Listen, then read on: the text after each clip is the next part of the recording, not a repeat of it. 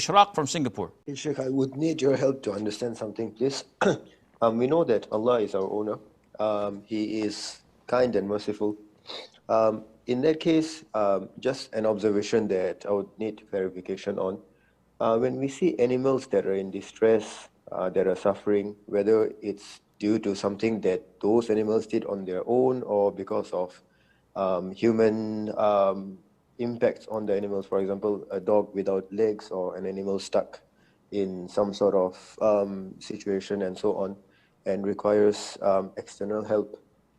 We know that, as far as I understand, the test is for humankind and the jinn kind. Why is it that the animals are going through this kind of difficult situations when the hereafter, as far as I understand, is for humans and jinn kind? Did any of them complain to you, Akhi? No, Sheikh. It's just Okay. an observation and something I was thinking about. So I'm asking someone who is knowledgeable. Okay. Yes. First of all, Ishraq Bhai, Allah Azza wa Jal, and this is a given, and I don't believe that anyone would doubt this, that Allah is most merciful, most compassionate, that Allah Azza wa Jal is wise and knowledgeable, and that Allah Azza wa Jal owns and possesses everything in this universe. If these things are given, then what you are talking about is overthinking, and it's way above your pay grade and mine, because I cannot come and judge Allah's actions when I don't have the full picture.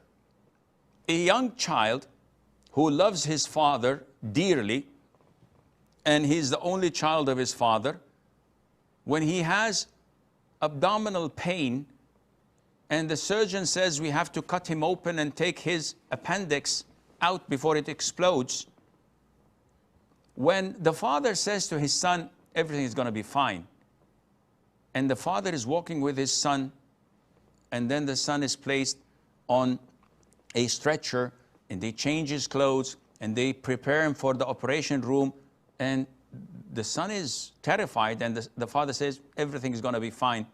And when he's admitted to the operation room, and they try to put things on his face, and he sees the surgeon wearing masks, everybody's wearing masks, and they're having knives ready to cut him open, and the father says, everything's going to be fine. Do you think that the child will believe? No. Everything is not going to be fine.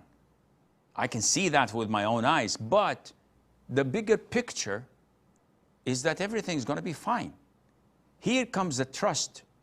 Here comes you being a servant of Allah Azza wa Jal.